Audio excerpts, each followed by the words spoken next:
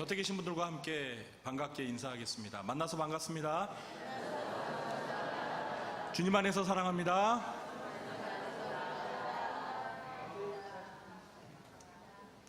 네, 오늘은 맥주 감사절입니다. 발음을 잘 하셔야 됩니다. 맥주가 아니라 맥추입니다. 맥주 마시면서 감사하는 날이 아니고 네, 여기에서 맥추는 구약 성경에 나오는 맥추절을 의미합니다. 맥추절은 구약시대부터 이스라엘 사람들이 지켜오는 절기입니다. 이 절기는 이스라엘에서 6월경에 밀 농사를 이제 마치고 추수하면서 그 곡식의 첫 열매를 하나님 앞에 드리는 절기입니다. 구약시대 이스라엘 사람들은 이 밀 농사의 첫 열매를 수확해서 먹을 것을 주신 하나님 앞에 감사하며 이 절기를 지켰습니다. 그러나 현대에 와서 오늘 우리가 지키는 이 맥주 감사절은 그 맥주절에 담긴 정신을 계승하면서 한 해의 절반을 지나며 전반기에 베풀어 주신 하나님의 은혜와 축복에 감사하는 마음으로 지키고 있습니다.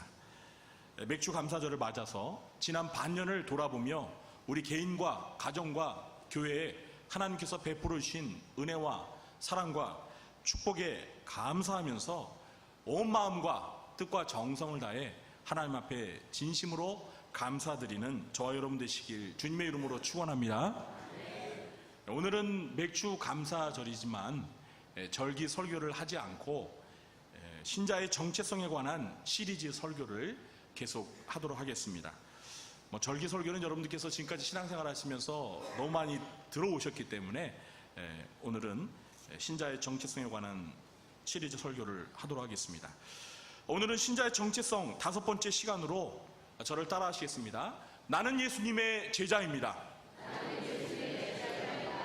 나는 예수님의 제자입니다는 제목으로 말씀을 전하며 은혜를 나누기를 원합니다. 첫째, 예수님을 믿고 세례를 받은 신자는 모두가 예수님의 제자입니다. 여러분, 예수님의 제자라는 말을 들으시면 가장 먼저 무엇이 떠오릅니까? 예수님의 제자. 베드로, 안드레, 야고보, 요한, 이런 예수님의 12제자가 제일 먼저 떠오르시죠? 아마 대부분 그러실 겁니다. 그런데 우리가 이 복음서를 주의 깊게 읽어보면 이 제자라는 단어를 예수님의 12제자에게만 국한해서 사용하지 않는다라는 것을 발견할 수 있습니다. 요한복음 19장 38절을 보시면 예수님의 시신을 가져다가 자기 무덤에 장사했던 아리마대 사람 요셉을 가리켜서 예수님의 제자라고 소개하고 있습니다. 그리고 요한복음 6장 66절을 보시면 예수님의 12제자가 아니지만 예수님을 믿고 따르던 많은 무리들을 가리켜서 그의 제자, 여기서 말하는 그는 예수님을 말합니다.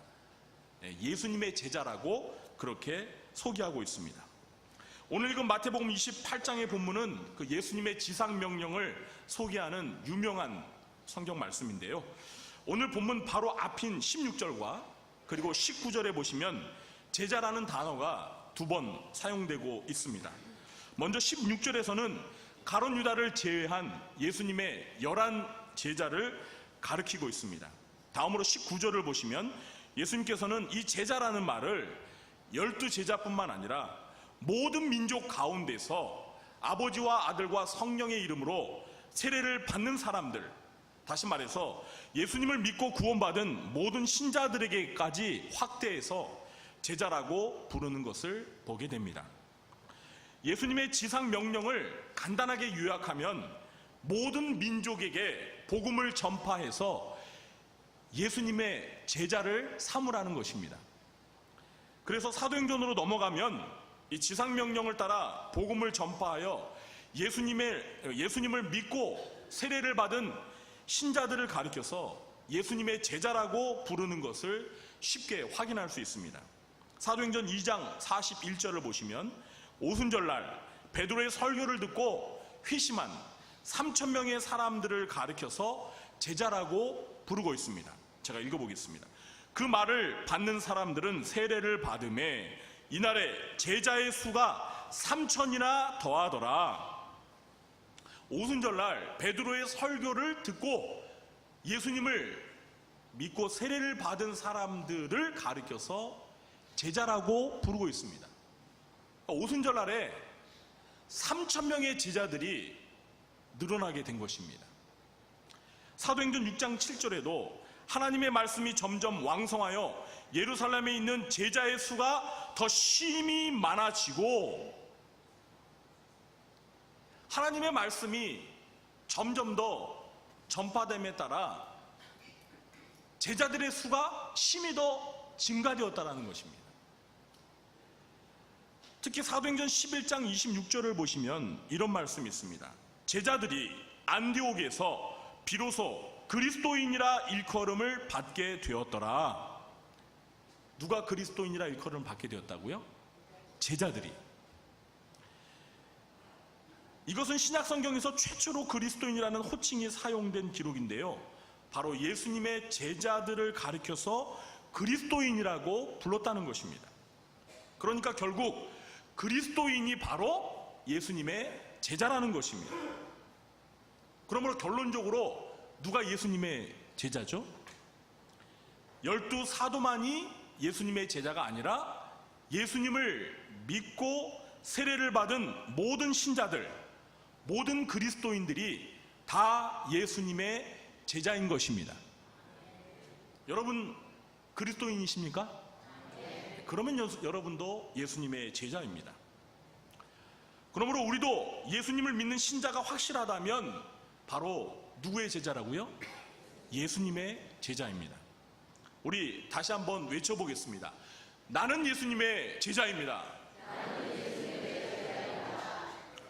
여러분, 예술 분야, 특히 음악계에서는요, 누구를 스승으로 모시고 사사했느냐가 대단히 중요합니다. 그래서 유명한 음악가의 제자라는 사실을 자랑으로 내세웁니다. 저와 여러분의 스승이 누구시라고요? 예수님이십니다. 저와 여러분이 바로 예수님의 제자입니다. 여러분, 명문대에 나오지 않으셔도 저 뭐 미국의 하버드니 예일이니 뭐 프린스턴이니 이런 아이비리그의 훌륭한 석박사, 노벨상을 수상한 사람들을 우리의 스승으로 삼지 않아도 여러분들 괜찮아요. 누가 우리의 스승이라고요? 하나님의 아들이신 예수 그리스도가 나의 스승이고 내가 그 예수님의 제자라는 사실을 자랑하시기 바랍니다. 오늘 이 자리에 참석하신 여러분들은 내가 예수님의 제자라는 분명한 정체성을 가지고 예수님을 나의 스승으로 모시면서 세상 가운데서 예수님의 제자라는 사실을 자랑하며 살아가시는 예수님의 제자가 되시길 주님의 이름으로 축원합니다. 둘째, 예수님의 제자는 예수님의 가르침을 배우고 순종해야 합니다. 제자의 사전적인 정의는 스승의 가르침을 받고 따르는 자입니다. 제자의 정의가 뭐라고요? 스승의 가르침을 받고 따르는 자. 이게 국어사전에 나오는 제자의 정의입니다. 그러니까 예수님의 제자는 단순히 예수님을 믿고 세례만 받으면 그것으로 다 완성된 것이 결코 아닙니다. 신자가 되었다는 것은 교회라는 예수님의 제자 학교에 입학한 것에 불과한 것입니다. 학교에 입학해서 제자가 되었으면 이제 본격적으로 스승이신 예수님의 가르침을 열심히 배우고 따르며 실천해야 합니다.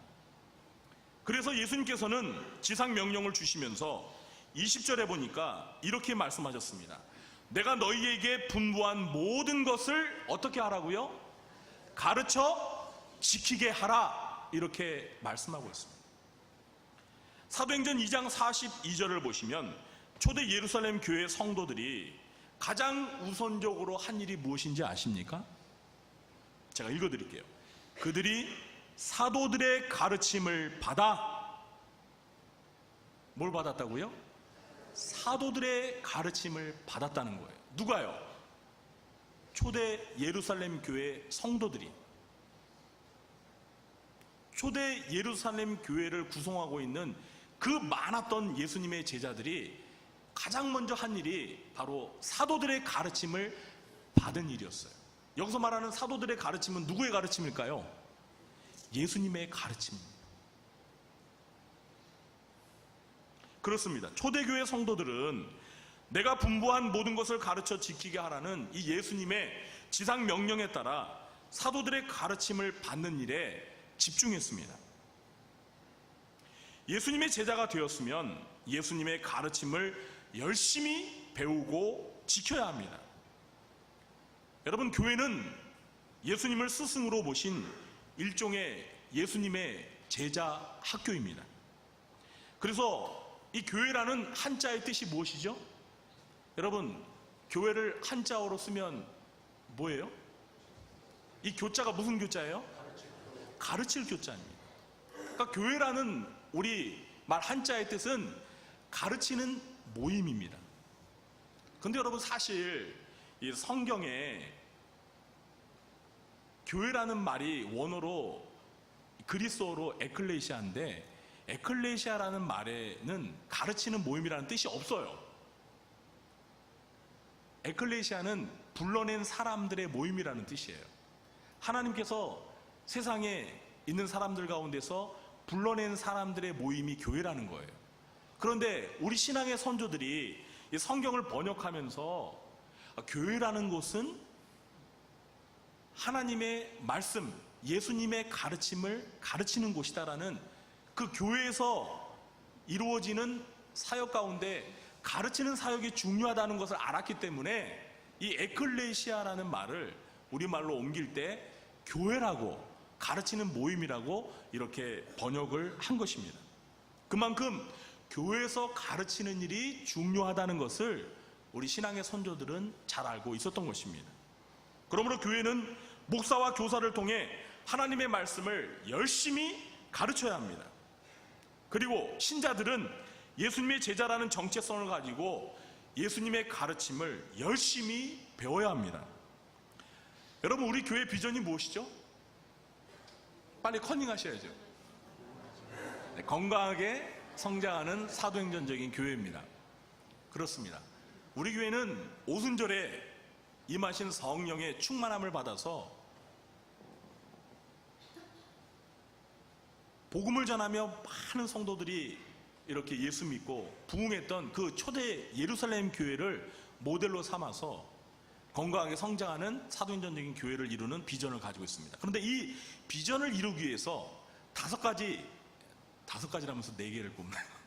5가지 5대 핵심 가치를 이렇게 마련했는데, 그 중에 세 번째 핵심 가치가 뭐예요?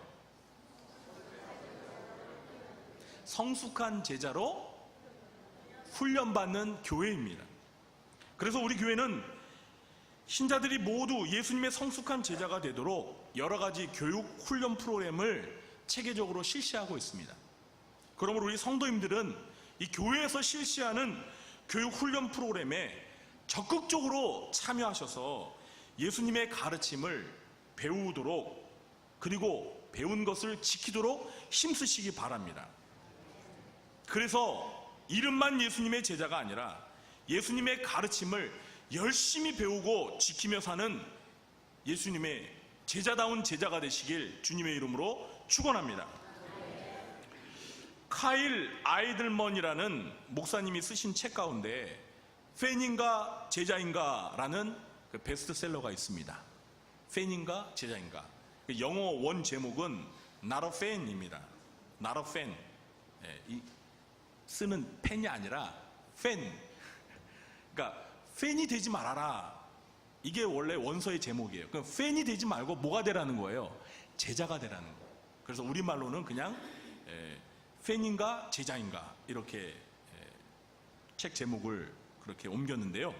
이 아이들먼 목사님의 말에 따르면 교회 안에는 예수님의 팬과 예수님의 제자 두 부류의 사람이 있다고 합니다. 예수님의 팬들 사이에서 인기 있는 구호가 있는데 그건 뭐냐면 와서 환호하라입니다. 뭐라고요? 와서 환호하라는 거예요. 이게 교회를 다니면서 예수님의 팬들이 좋아하는 일이에요. 교회 와서 그냥 찬송 부르고 예배 드리고 박수 치다가 환호하다가 그냥 사라지는 거예요. 이렇게 신앙생활 하는 사람들은 예수님의 팬입니다. 그러나 예수님의 제자들 사이에서 인기 있는 구호가 있는데 그게 뭔지 아십니까?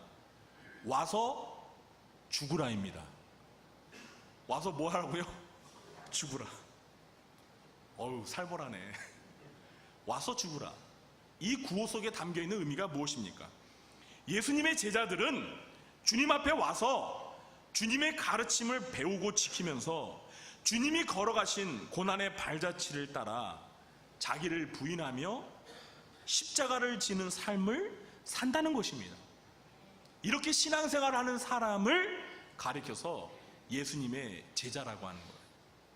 사랑하는 성도 여러분, 한번 우리들의 신앙생활을 한번 돌아보시고 내가 예수님의 팬인지 아니면 예수님의 제자인지를 한번 생각해 보세요.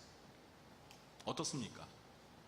내가 신앙생활하는 게 단지 예수님의 팬이 되어서 와서 이렇게 환호만 지르다가 그냥 돌아가는 그런 정도의 신앙생활을 하고 있습니까? 아니면 나는 예수님의 제자라는 분명한 정체성을 가지고 예수님의 가르침을 열심히 배우면서 지키면서 예수님이 걸어가신 그 고난의 발자취를 따라서 예수님이 지신 십자가를 나의 십자가로 지고 예수님을 닮은 그러한 예수님을 본받는 삶을 살고 계십니까? 저는 우리 구리조한교회 성도님들 모두가 교회에 와서 환호하다가 돌아가는 예수님의 팬이 되지 말고 예수님의 가르침을 배우고 지키면서 주님이 걸어가신 길을 따라 예수님을 닮은 진정한 예수님의 제자가 되시길 주님의 이름으로 축원합니다. 기도하겠습니다. 하나님 아버지, 감사합니다. 오늘 저희들이 예수님의 제자라는 정체성을 확인하게 해주시니 감사합니다. 예수님이 저희들의 스승이 되셔서 예수님께서 가르치신 교훈을 저희가 열심히 배워 지키며 예수님이 걸어가신 그 길을 따라 예수님을 닮은 제자로서 살아가는 저희들 되도록 도와주시옵소서. 예수님의 이름으로 감사하며 기도하옵나이다. 아멘.